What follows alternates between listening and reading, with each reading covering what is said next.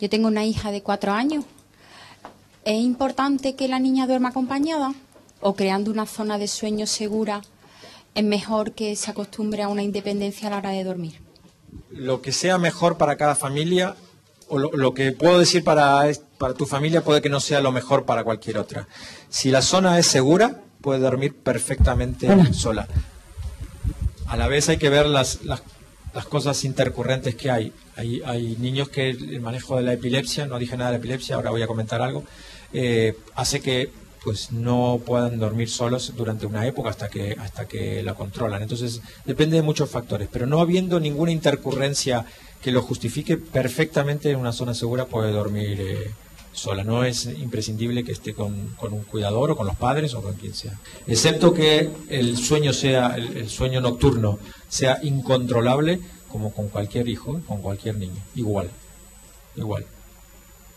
Hay unas planillas que los especialistas en sueño tienen de los padres que pueden rellenar, decir, bueno, cuántas veces uno tiene que despertarse, cuántas veces por noche, cuánto dura para que vuelva a coger el sueño, etcétera, y eso se puede valorar. Y los especialistas en sueño, con esas planillas, valoran si necesita medicación, si hay alguna pauta para mejorar.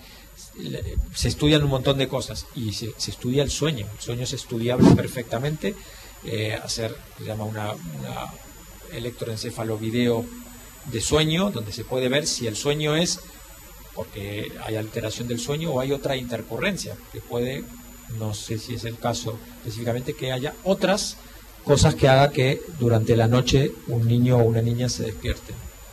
Entre ellos, crisis epilépticas que no se puedan haber detectado, que son subclínicas, ¿no? Entonces eso a veces hay que valorarlo con un especialista, hacer un electro de sueño y un video de sueño, y con eso salir de dudas. Pero no hay ninguna razón por la cual, no hay ninguna obligación de que un niño, sobre todo pequeño, de 4 años, con esa edad, tenga que obligatoriamente dormir con sus padres. No, de ninguna forma. Comenté antes algo de la epilepsia, no dije nada de las medicaciones. Vuelvo a decir, yo no soy un experto neurólogo, hay gente que podrá mejorar lo que yo vaya a decir, pero concretamente hay algunos anticomiciales que no tienen buena respuesta y que de hecho habría que intentar evitar, ¿no? El vigabatrin, que es una de las medicaciones nuevas que por ahí no es la mejor indicación para el síndrome de Angelman, aunque hay algunas personas con el síndrome de Angelman que les va genial y van genial, o sea que esto no es regla de oro. Y la carbamazepina también parece ser que no es la medicación más indicada, aunque vuelvo a decir, hay pacientes, nosotros tenemos familias que tienen niños que están con carbamazepina y que van sin ningún problema. Por lo tanto, no hay regla de oro, pero a fines generales son dos anticomiciales que en las grandes experiencias de neurólogos infantiles son los que no son los que van mejor. Me gustaría que pudieses, si puedes, repetir la explicación, la diferencia entre la clase E, que es la mutación de imprinting, y la mutación del gen o del V3A, porque no termino de entender bien la diferencia entre uno y otro. La mutación del gen implica el V3A, que está ahí puesto con un puntito rojo, es ese gen que es un gen específico con unas funciones específicas. Es un gen de ubiquitinización. Eso significa que es una proteína que marca otras proteínas para que esas proteínas sean degradadas. Está en la vía de, como si fuese el carro de la limpieza de las proteínas, de otras proteínas que funcionan mal. Entonces, cuando hay mutaciones ahí, se produce la enfermedad. Cuando hay mutación en el centro de imprinting, no es en el gen, sino es una zona reguladora del cromosoma 15, que tienen todos los cromosomas que tienen imprinting, y que está por fuera de esta región crítica. Es una zona reguladora, es el centro de imprinting. Se llaman en inglés ICRs, Imprinting Center Regulations. Entonces, en los ICRs, que no solamente acontece para el síndrome de Angelman, sino, por ejemplo, para otra enfermedad de imprinting del cromosoma 11, que me olvidé decirlo hoy cuando lo decía, que es para el Begue-Wiedemann, hay dos centros de imprinting distintos, separados por 1,5 millones de nucleótidos. Para el Angelman y Prader-Willi hay un único centro de imprinting, y cuando hay alteraciones ahí, no en el gen está indemne, cuando hay alteraciones ahí también se produce la patología. Es una zona reguladora de toda esta región. No solamente regula al V3A, sino regula a todos esos genes que están ahí. El riesgo general de recurrencia es bajo. Ahora, hay familias, sobre todo familias relacionadas, que han tenido más de una familia relacionada, digo, por ejemplo, una madre y su prima hermana, que han tenido síndrome de Angelman. ¿Por qué es esto? Porque la arquitectura genómica de cada uno de nosotros no es la misma, es distinta. Y a priori no hay una predisposición genética a tener reordenamientos genómicos, a tener microdeleción o disomía uniparental específica para el síndrome de Angelman. Pero es verdad que una variante concreta podría tener más predisposición a tener síndrome de Angelman que otra. Esto está estudiado, o sea, para el síndrome de Angelman es muy, muy bajo la probabilidad, aún más bajo que para otra enfermedad de microdeleción que está muy bien estudiado, que es el síndrome de Williams. Para el síndrome de Williams se sabe que más o menos 1/3 de los progenitores de una persona que tiene padres de una persona que tiene síndrome de Williams, tienen una inversión en esa región que, entre comillas, predispondría a que haya más reordenamiento. ¿Cuánto? Pues si la frecuencia de la población general del síndrome de Williams es parecida al Angelman, es más o menos 1 en 20.000, estos padres que tienen esta inversión, son totalmente sanos, tendrían una probabilidad mayor, más o menos de 1 en 3.000 a 1 en 4.000. Entonces la pregunta es, unos padres que tengan una arquitectura genómica distinta, ¿pueden tener predisposición? Sí y no, porque tienen más predisposición que cualquiera de la población general, pero aún así sigue siendo bajo. Ten en cuenta que 1 en 4.000 es 8 veces menos frecuente que el riesgo que tenemos como especie de tener síndrome de Down, que es 1 en 600. Por tanto, técnicamente habría más riesgo. En términos estadísticos y epidemiológicos, no es un riesgo que tenga importancia. Ahora, ¿qué es lo que hacemos cuando una pareja que han tenido un niño o una niña con síndrome de Angelman quieren hacer un diagnóstico prenatal? Si se quiere, lo hacemos siempre. El 99% no. En nuestra experiencia, el 100% de las veces tienen hijos sanos. Porque la probabilidad de que eso acontezca nuevamente es epidemiológicamente improbable. Técnicamente factible, un poquito más frecuente que la población general, pero epidemiológicamente improbable. Ten en cuenta que tendríamos que haber hecho 3.000 estudios prenatales o 4.000 estudios prenatales en personas que ya han tenido un hijo con síndrome de Angelman para encontrar una familia en que haya recurrido. Desde luego no hemos visto 4.000 niños o personas con síndrome de Angelman, ni tampoco hemos hecho 4.000 prenatales. Por tanto, la probabilidad de que encontremos algo es nula, o casi nula. No obstante, lo hacemos, porque ahí entra otro factor, que no es la probabilidad médica, sino es la tranquilidad de los padres, que esto es fundamental. Entonces, no es un factor médicamente de relevancia, pero sí es un factor de relevancia para el desarrollo o el normal desarrollo de un embarazo, de un segundo embarazo, tercero, cuarto, el que sea.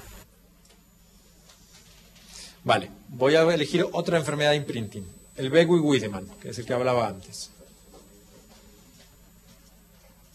Esta es una enfermedad que los niños cuando nacen son grandes, son macrosómicos, alto peso, tienen onfalocele, tienen una lengua grande y normalizan todas esas estructuras cuando van creciendo. Y tiene también, parecido al Angelman, muchos mecanismos. La disomía uniparental, igual, la de lesión, igual, y el gen que está afectado no es el V3A, sino es un gen que se llama CDKN1C, que está en el cromosoma 11. ¿Sí?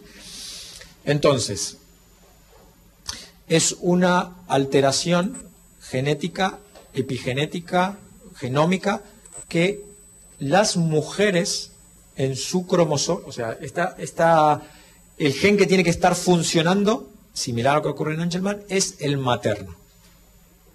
¿Sí?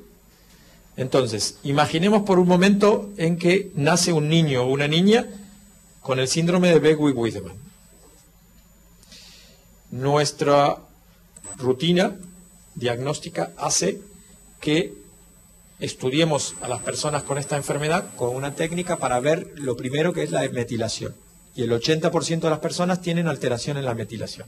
Pero más o menos un 5%,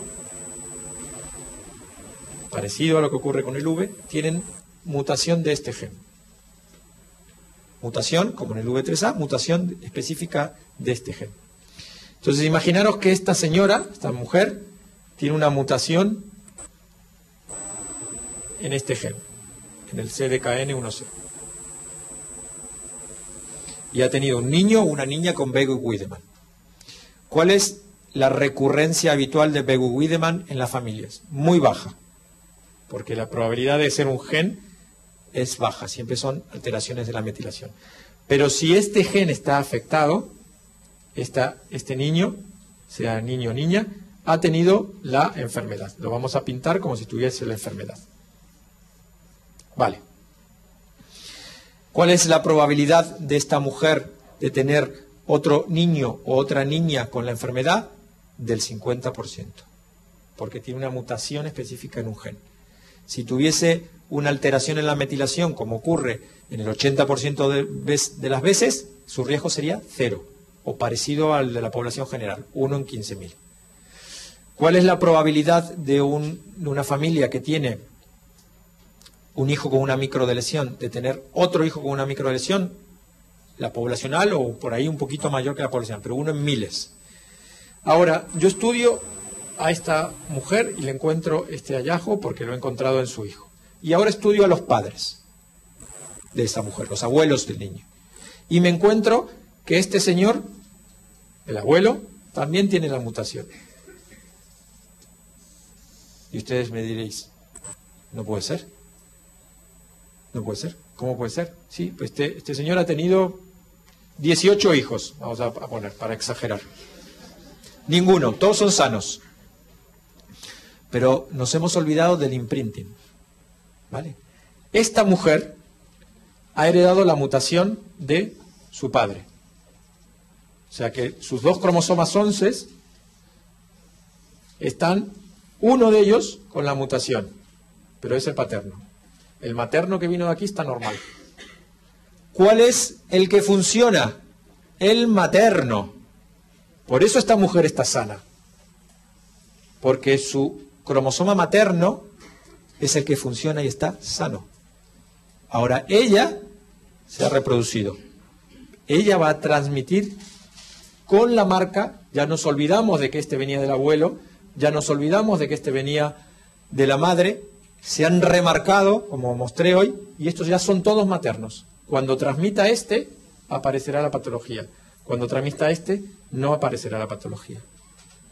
Entonces, depende del mecanismo. Por eso es importante aclarar el mecanismo en las enfermedades de imprinting. Cuando hay una mutación puntual en un gen, hay que valorar la segregación y valorar de quién viene la mutación. Si esta mujer hubiese heredado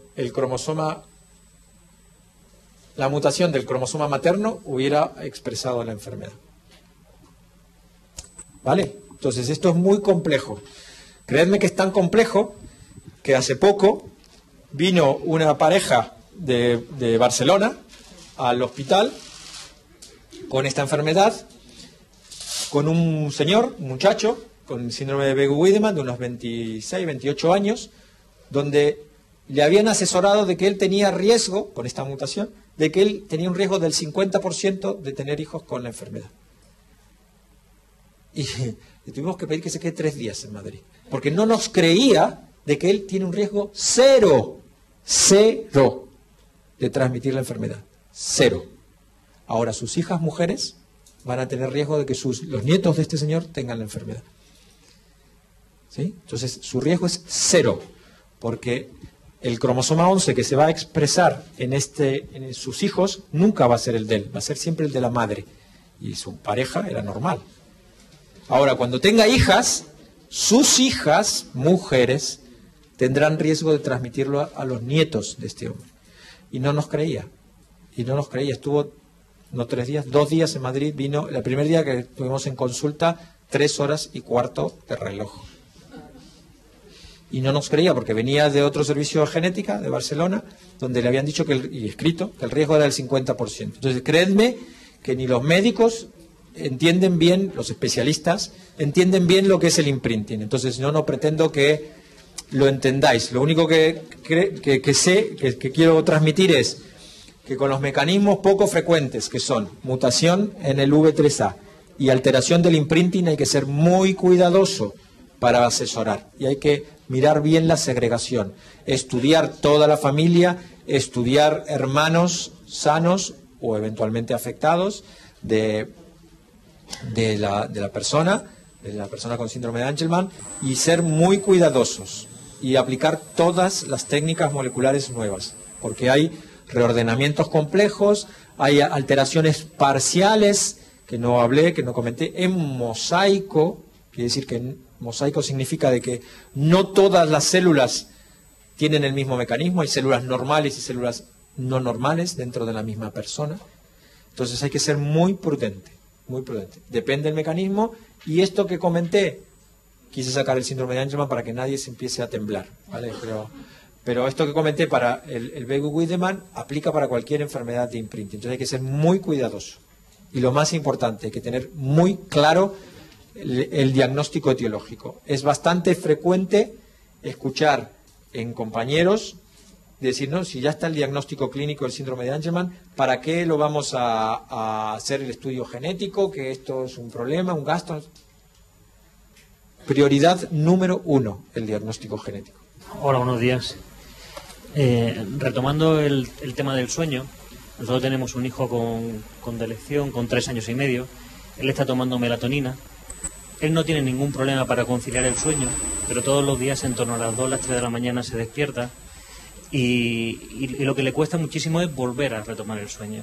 Entonces nosotros solamente, bueno, si lo retoma, ¿no? Entonces nosotros solamente conocemos la melatonina, pero he visto que ha mostrado usted otro tipo de medicación.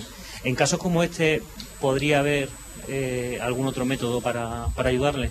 Sí, hay. De hecho, lo que comentaba antes de la planilla, ¿no?, de los especialistas del sueño, que recoger cuántas veces por semana se despiertas, si es siempre a la misma hora, cuánto mantiene la vigilia, con qué se duerme o cómo se duerme. Es que cada niño es distinto, ¿no? Pero hay medicación.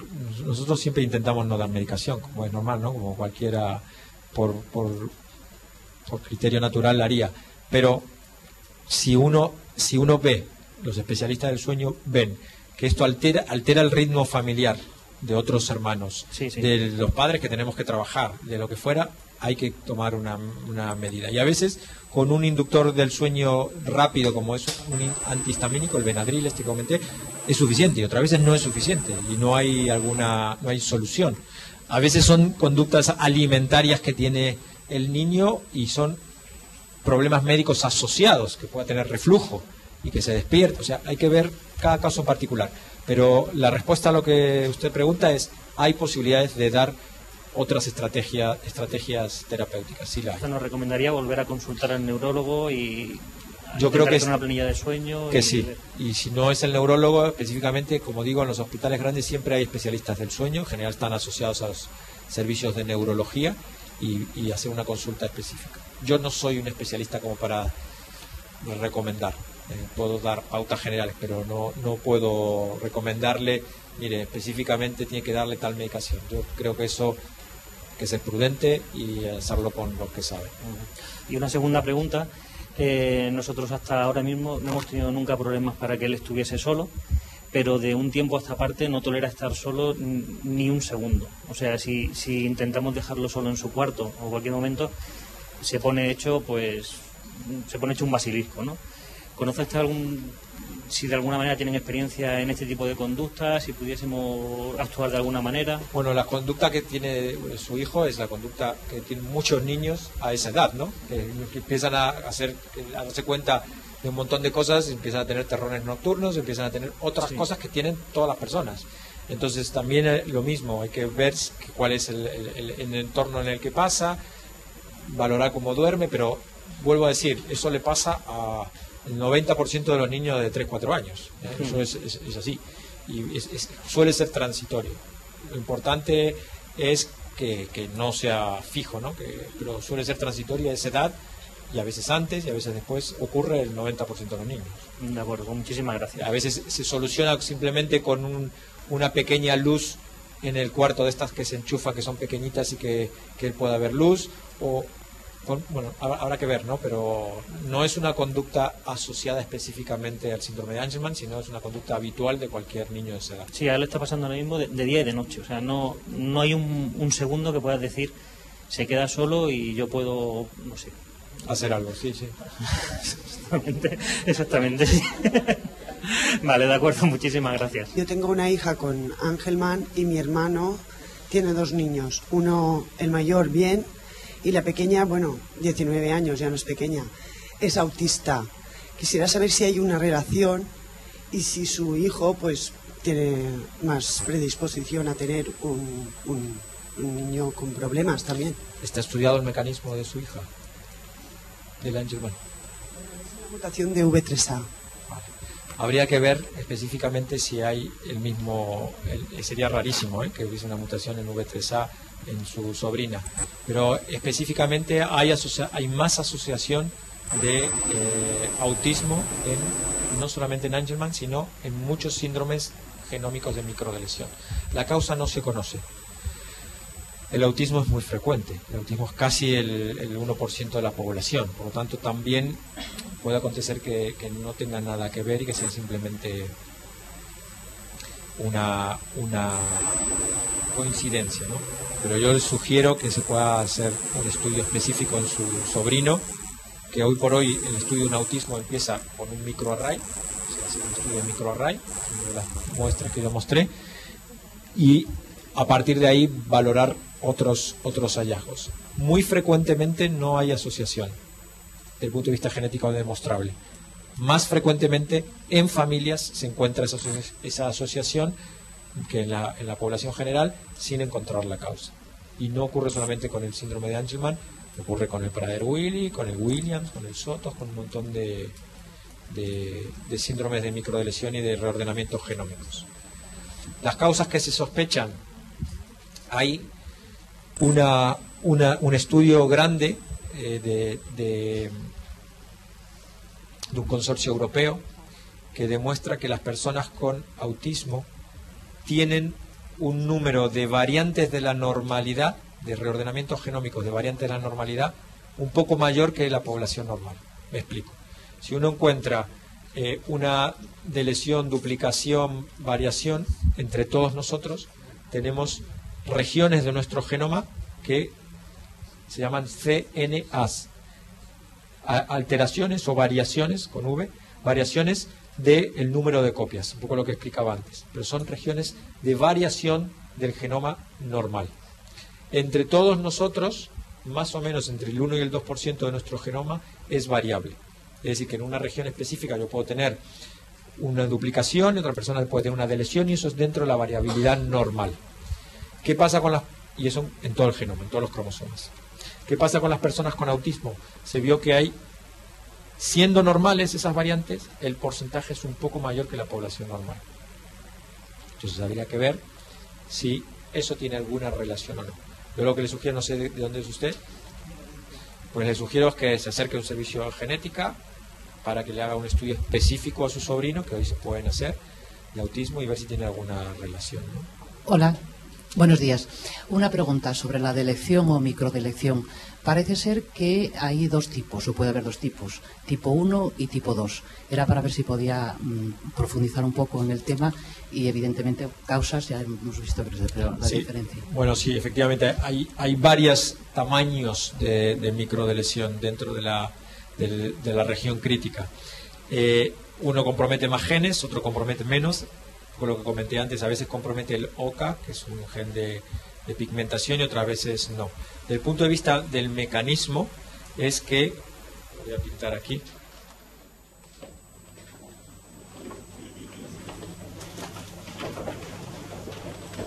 cuando los cromosomas 15 se aparean, es un fragmentito de un cromosoma 15, como decía antes, se aparean por unas regiones que se llaman LCRs.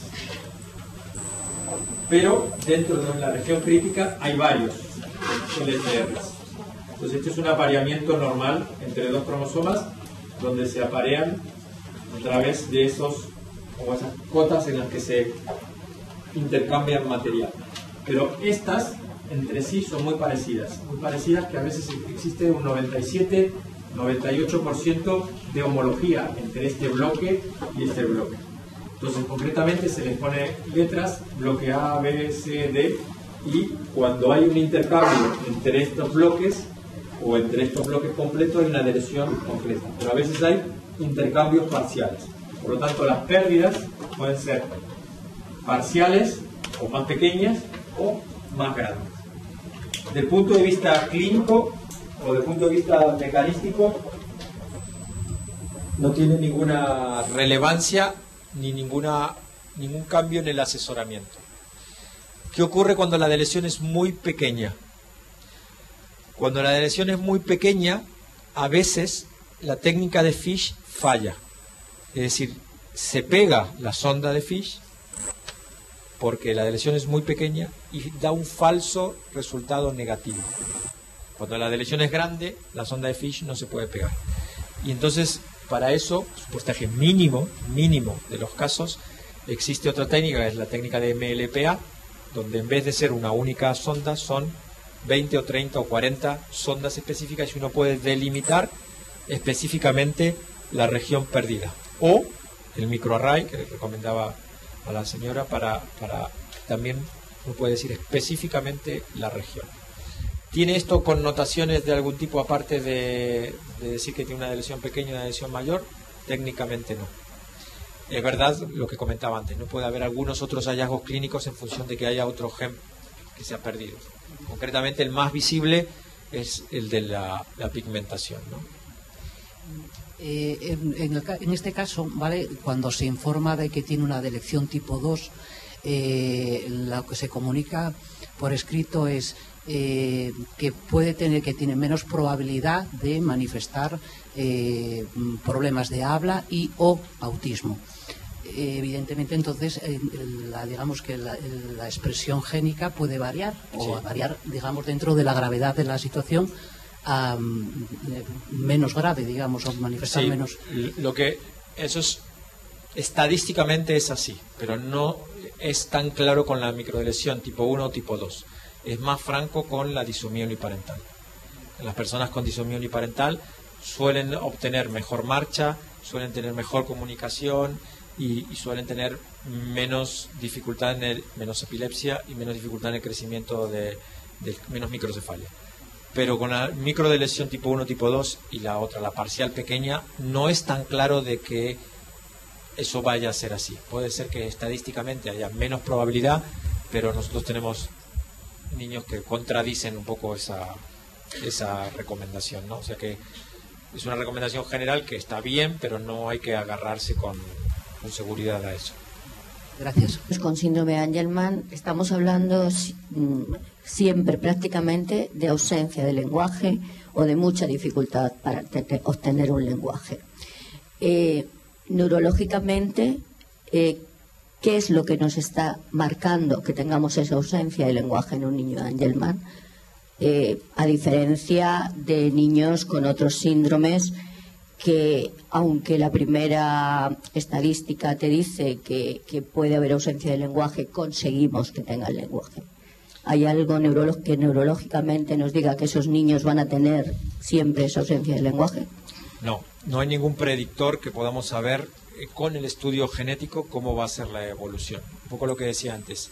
Es probable que cuando hay una microdeleción las probabilidades sean menores de comunicación de todo tipo que cuando hay una disomía uniparental. Pero no es eso siempre así. Desafortunadamente no hay ningún indicador de lo que se llama correlación genotipo-fenotipo, ¿no? Se sabe que es el V3A el responsable, porque es una proteína importantísima del sistema nervioso central, pero ante un estudio genético no podemos predecir evolución. Similarmente a lo que ocurre con muchas otras enfermedades genéticas. Pues, perdonadme que recurra al ejemplo, pero ahí es el más fácil.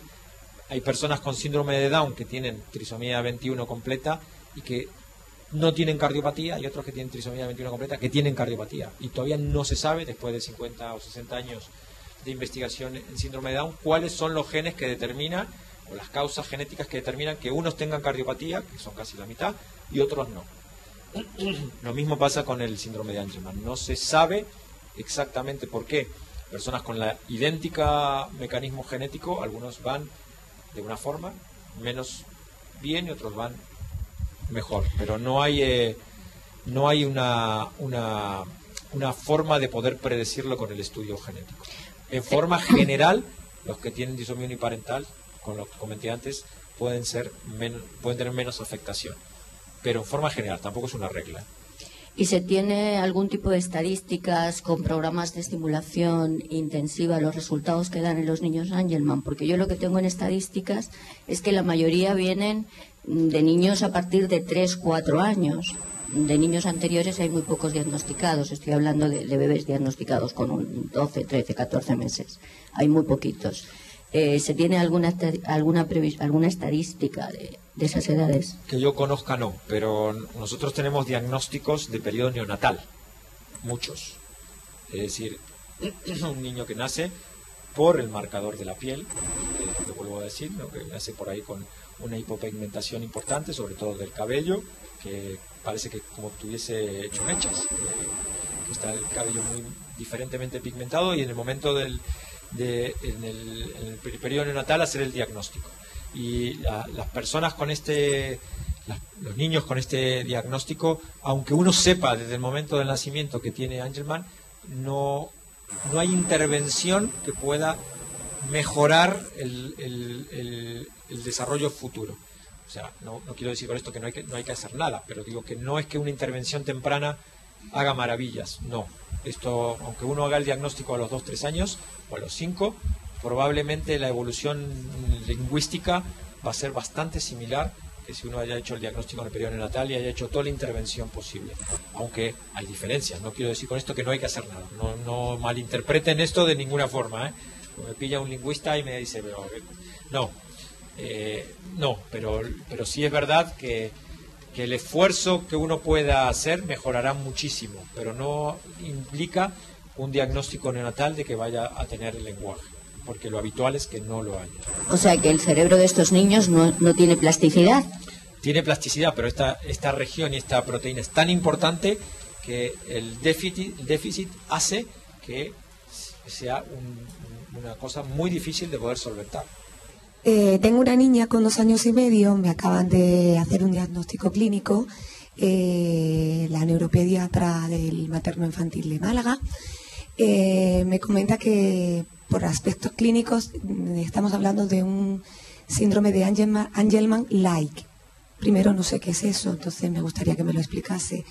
Luego se ha sometido a varias pruebas de genética, un cariotipo primero y otro más específico que la verdad no sé decirle cuál ha sido, pero han salido las 2 pruebas negativas. Entonces también me ha hablado de que hay un porcentaje en torno a un 20% que no sale en pruebas genéticas. Pero quería que me orientase un poco cuáles son las pruebas más específicas que se pueden hacer y bueno, pues eso, que me explicase lo que es el Angelman-like. Bueno, el término ese se reserva para las personas que tienen toda la clínica de Angelman y en la que se han agotado todas las técnicas diagnósticas para poder diagnosticarlo. Por lo que usted comenta, no sé, si solamente se ha hecho cariotipo o cariotipo con FISH, no se han agotado las técnicas. Por lo tanto, habría que ser prudente para reservar ese término para las personas que tienen esta situación, ¿no? ¿Qué técnica utilizar? Digamos, los servicios de genética de forma rápida o de forma bastante fácil utilizamos 2 técnicas. Una es el MLPA, Es una técnica sencilla y, perdonadme que lo diga, pero que tiene un coste de 15 euros. Coste, sin contar personal, pero bueno, de reactivo son 15 euros. Y, esto es una técnica rápida y muy informativa que llega al diagnóstico en el 70-80% de las veces de forma rápida. Y luego lo que hay que hacer es un test específico de PCR de metilación para buscar las regiones alteradas de imprinting y la alteración, si no es la alteración funcional en el V3A, ¿no? Y esto también es relativamente rápido, relativamente sencillo, relativamente barato. Entonces lo correcto, lo que hay que hacer es tratar de ultimar todos los esfuerzos para llegar a un diagnóstico. ¿Y el microarray, qué es exactamente eso? Digamos que es lo más avanzado. El microarray lo que sirve es para mirar pérdidas y ganancias de material genético. No es un estudio funcional que pueda ver la alteración de la metilación. El microarray se puede usar, está bien y conviene utilizarlo porque a veces se encuentran otras cosas asociadas y que pueden explicar otros hallazgos. Es decir, tener un diagnóstico de una microdeleción en el cromosoma 15 no nos exime de que pueda haber otro problema asociado, que de hecho a veces ha acontecido. Entonces el microarray sirve para poder descartar eso.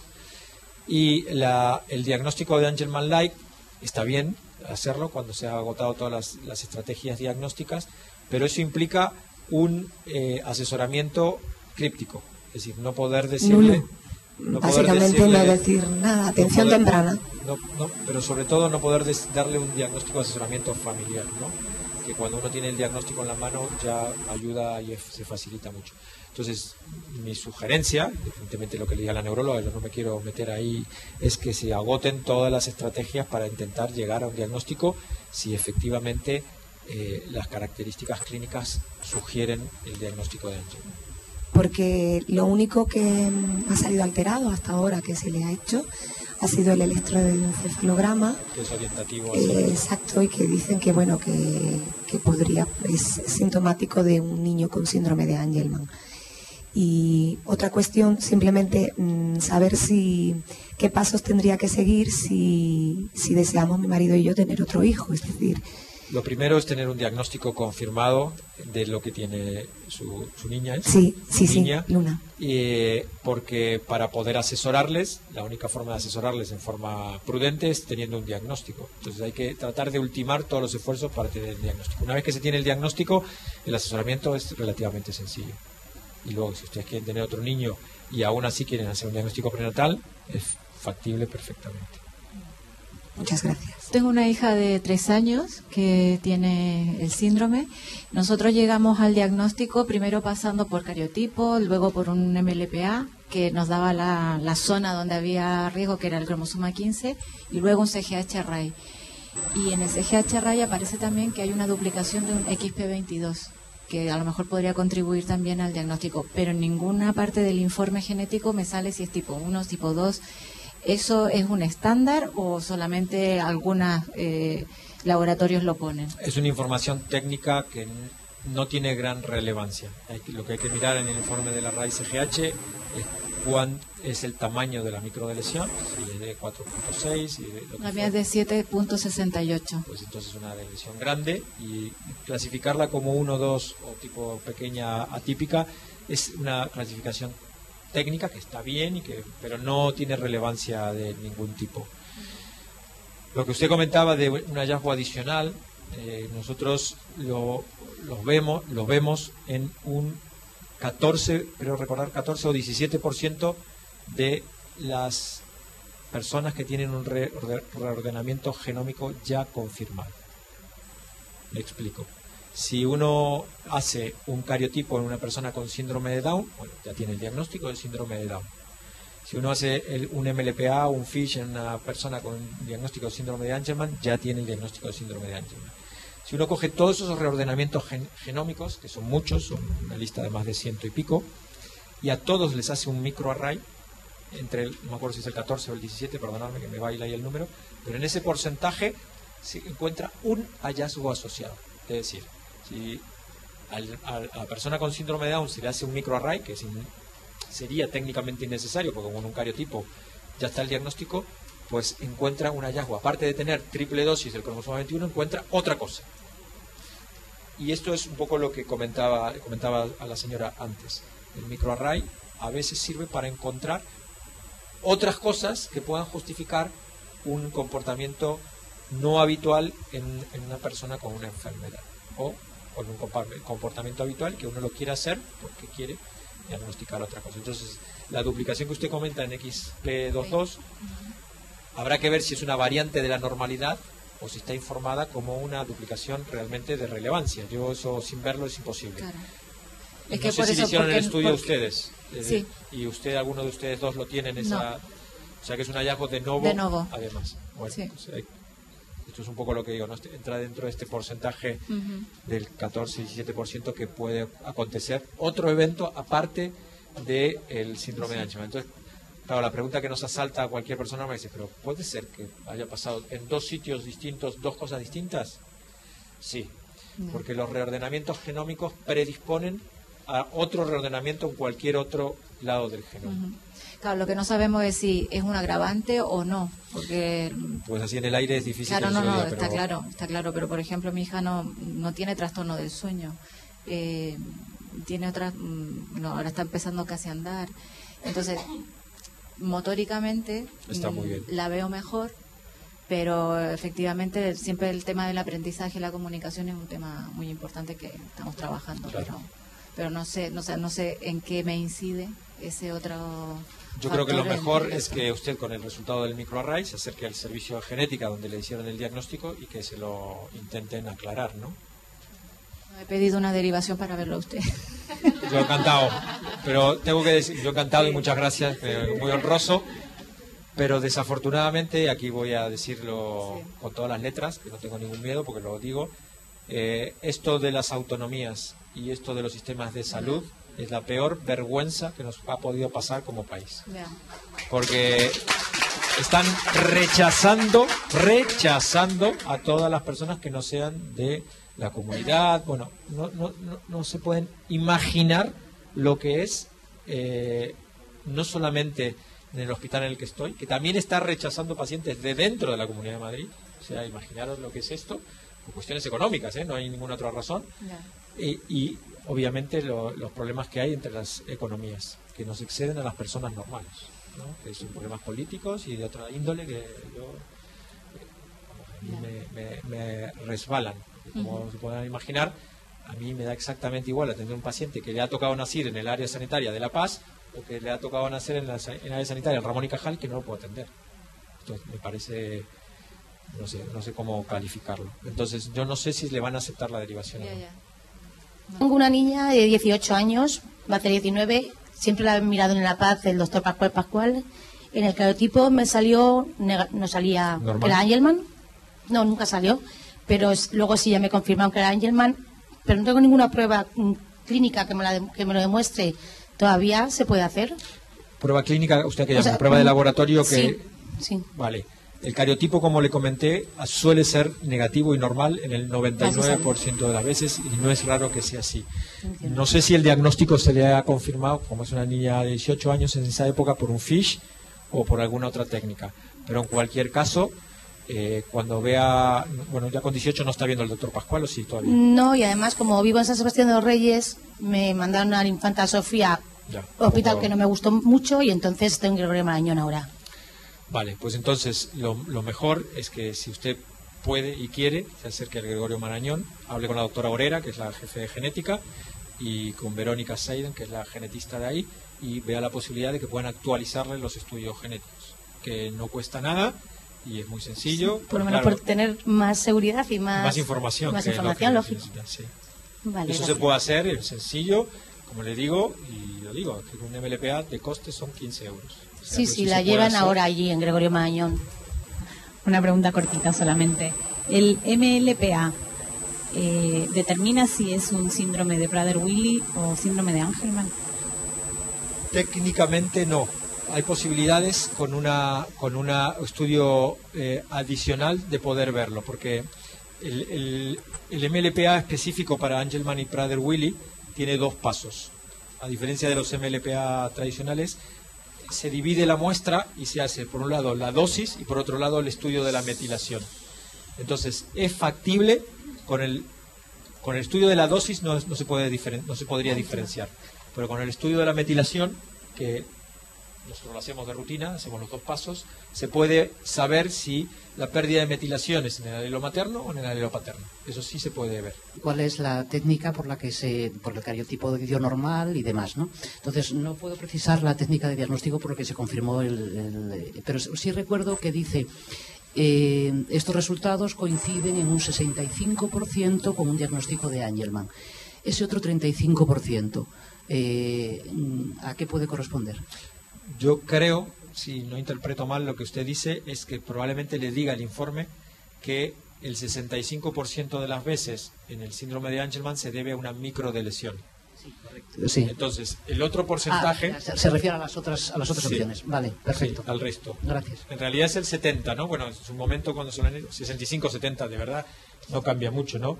Pero lo que digo, entre el 65 y el 75 se debe a la microdeleción, más o menos entre un 5 y el 10 a la disomía uniparental, más o menos entre un 5 y el 10 a la mutación del centro de imprinting y más o menos un 10 a la alteración en el V3A. Entonces, eso interpreto que el informe le debe estar refiriendo a eso.